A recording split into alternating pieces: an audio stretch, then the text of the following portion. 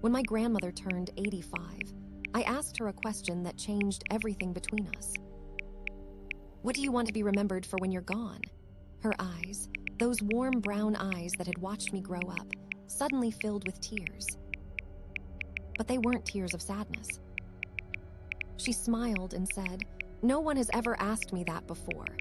Then she took my hand and shared something I'll never forget. Legacy isn't what you leave for people. It's what you leave in them.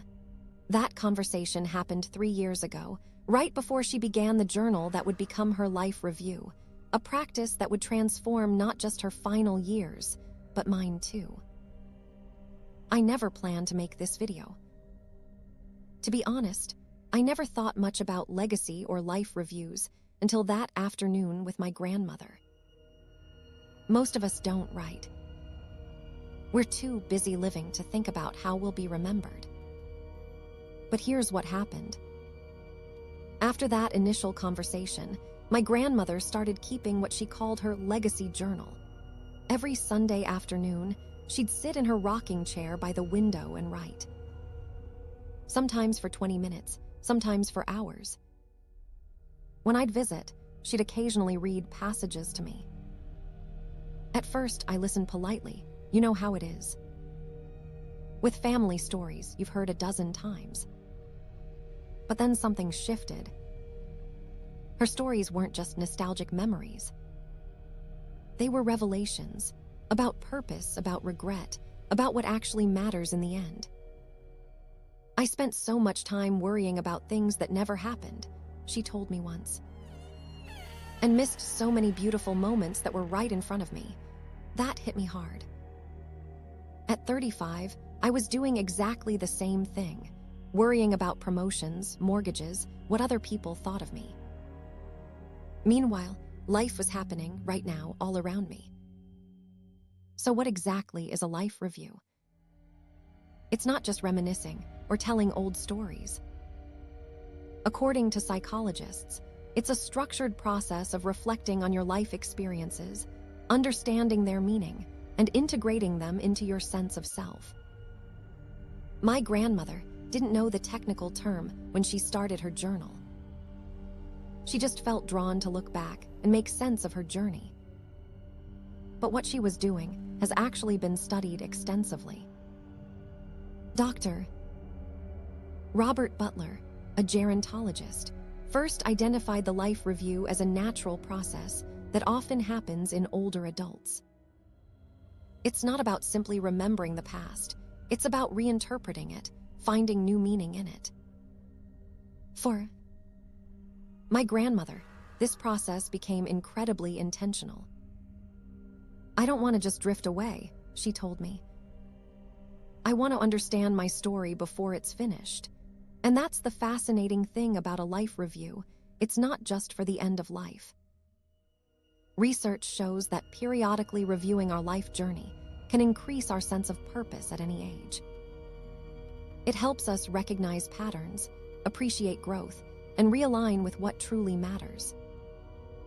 My grandmother's process taught me that leaving a meaningful legacy starts with understanding the life you've already lived. One rainy afternoon last spring, my grandmother showed me a section of her journal titled, "What I Would Do Differently." I expected a few light reflections, maybe wishing she'd traveled more or learned to play an instrument. What I read instead stopped me cold. "I regret the years I spent trying to please people who were determined to be unhappy," she wrote. "I regret the times I stayed silent when I should have spoken truth. I regret believing I wasn't enough, not pretty enough, not smart enough, not accomplished enough, when I was always exactly who I needed to be." She looked up at me and said, "Don't wait until you're old to realize these things." Her biggest regret. Not recognizing her own worth sooner. She spent decades believing her value came from serving others, from being needed. It wasn't until her 70s that she realized her worth was inherent, not earned through sacrifice or usefulness. "I wish I'd known that I mattered just as I was," she told me. "Not because of what I did for everyone else, This revelation changed how she approached her remaining years. She became more selective with her time.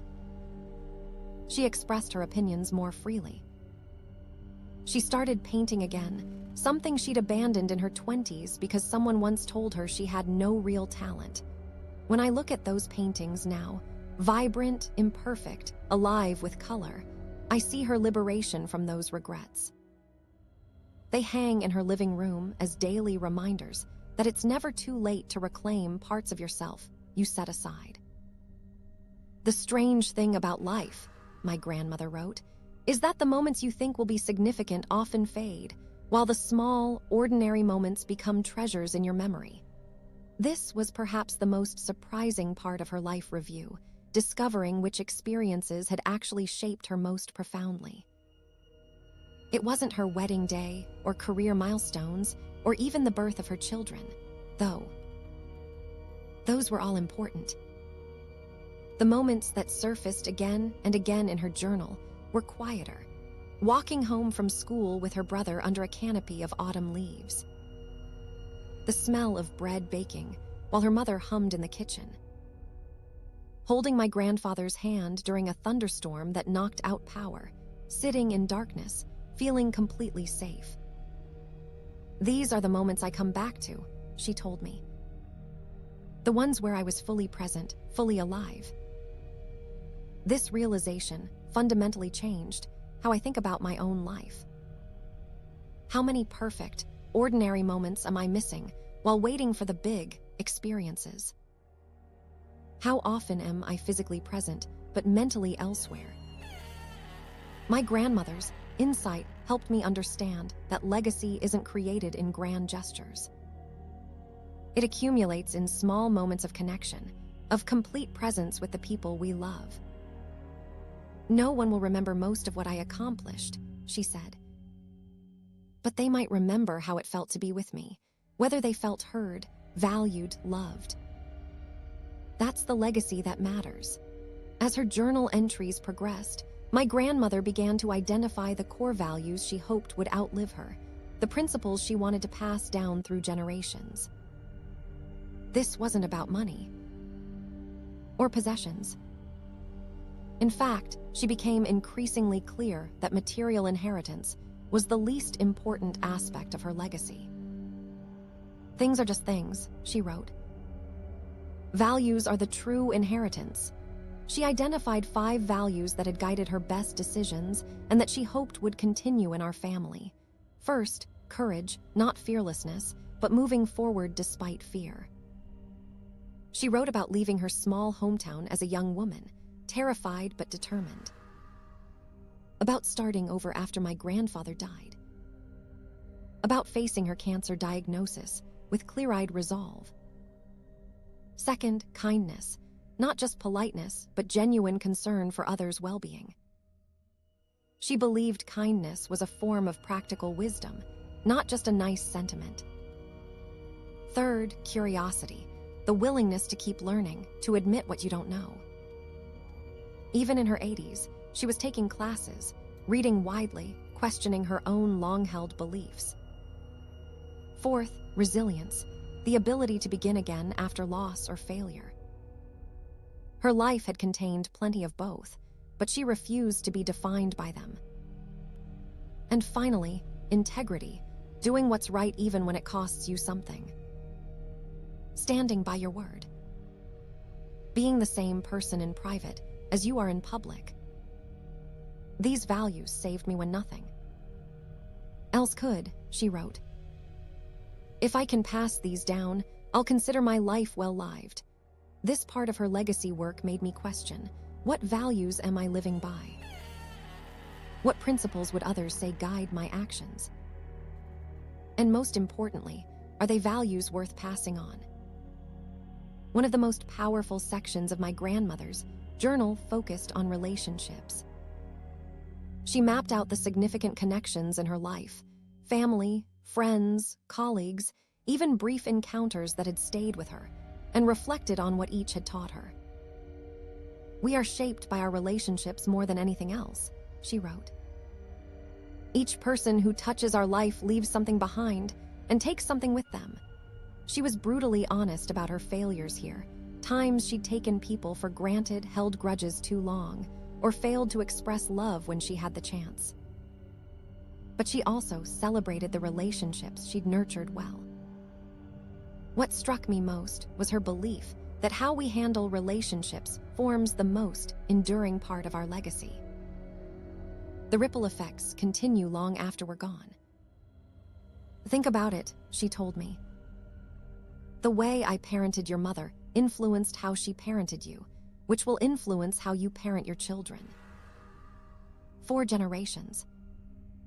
Connected by patterns of love, communication, and understanding, or their absence. This perspective made her particularly intentional about healing broken relationships in her final years. She reached out to a sister she hadn't spoken to in decades. She apologized to old friends where needed. She had difficult conversations she'd avoided for years. Don't wait to do this, she warned me. Relationship repair gets harder the longer you wait, and sometimes you wait too long. I've taken this advice to heart. Last month, I finally had a conversation with my brother that we'd been avoiding for years. It was uncomfortable, messy even, but it cleared a path forward. I kept hearing my grandmother's voice. This is legacy work too. Perhaps the most transformative aspect of my grandmother's life review was how it helped her discover purpose in her elder years. Society often makes older adults feel invisible or irrelevant. My grandmother initially struggled with this. After retirement, after her health began declining, she wondered, what am I still here for? What purpose do I serve now? Her journal became a place to wrestle with these questions. And what emerged was beautiful. My purpose has evolved, not disappeared, she wrote. Now my purpose is to witness, to remember, to connect generations, to speak truth that only becomes clear with time. She embraced what she called her elder wisdom role, not trying to compete with the energy and productivity of youth, but offering something different and equally valuable. She became more deliberate about sharing family stories, about naming patterns she observed, about asking the deep questions that younger people are often too busy to consider. Aging has taken many things from me, she acknowledged. But it's given me perspective that nothing else could. That's my gift to offer now. This reframing helped her move from feeling useless to feeling purposeful, even as her physical capabilities declined. She understood that purpose isn't just about doing or achieving. Sometimes it's about being a certain kind of presence in the world. For me, watching this shift changed how I think about the entire lifespan. Each season has its unique purpose. The question isn't whether we have purpose as we age, but whether we're willing to discover how our purpose evolves. Inspired by my grandmother, I started my own life review practice last year. I'm nowhere near the end of my life, but I've found that periodically reviewing. Where I've been and where I'm heading keeps me aligned with what matters most. My grandmother suggested some powerful questions that anyone can use to begin this process. What experiences have shaped me most profoundly? What relationships have taught me the most important lessons? What regrets do I carry, and what would I do differently if I could? What values do I want to be remembered for embodying? What wisdom have I gained that might benefit others? What unfinished business do I need to address? What gives my life meaning and purpose right now? She recommended setting aside regular time for this reflection, whether through journaling, audio recording, or conversations with trusted friends. The format matters less than the intention to examine your life with honesty and openness. Don't wait until you're facing mortality to do this work, she advised. A life review is most powerful when you still have time to make changes based on what you discover. For her, the process was profoundly healing. It helped her make peace with painful chapters in her story. It allowed her to celebrate victories she'd forgotten. And most importantly, it helped her live her remaining time with greater intention. When you review your life, she told me, you get to write a better ending. One of the most unexpected themes in my grandmother's journal was her growing comfort with mortality. Far from being morbid, her acknowledgement of limited time became a catalyst for living more fully. Facing the fact that I will die hasn't diminished my life, she wrote. It's enhanced it. I don't postpone joy anymore. I don't save things for someday. Today is what I have. This wasn't denial or forced positivity. It was a clear-eyed acceptance that transformed her daily experience. She stopped putting off phone calls to old friends. She wore her good jewelry instead of saving it for special occasions. She told people exactly what they meant to her instead of assuming there would always be time later. Mortality is the ultimate teacher, she told me during one of our last conversations. It strips away everything trivial and shows you what matters. This perspective didn't make her final decline easy. There was still pain, still loss, still grief. But it gave those experiences meaning. It allowed her to approach even difficult days with a sense of purpose and completion. For me, witnessing this shift was both heartbreaking and beautiful. It showed me that acknowledging our mortality doesn't have to be frightening. It can be the doorway to a more authentic, meaningful life. My grandmother's comfort with her finite time helped me begin asking, am I living as though my time is unlimited? What would change if I truly absorbed the reality that my days are numbered? My grandmother passed away last winter. At her memorial service, dozens of people approached me with stories about how she had influenced their lives, often through small interactions she probably didn't even remember. A neighbor she'd encouraged to go back to school. A young mother she'd comforted during a difficult time. A colleague whose career she'd championed when no one else would. This was her true legacy, not what she left behind, but what she left within the people whose lives she touched. Her journal now sits on my desk. I read from it often, still learning from her insights, still discovering new dimensions of her wisdom. It's become a roadmap for my own journey, not to follow exactly, but to remind me of questions worth asking and values worth upholding. If there's one thing I've learned from my grandmother's life review, it's this: legacy isn't something that begins when we die. It's something we're creating every day, in every interaction, through every choice we make. You don't need to wait until you're 85 to consider what legacy you're building. You don't need a formal journal or structured process. You simply need the willingness to look honestly at your life and ask, what matters most? What am I passing on? How do I want to be remembered? These questions aren't just for the elderly or the terminally ill. They're for all of us who want to live with greater purpose and meaning, who want to ensure that when our story ends, it will have been a story worth telling.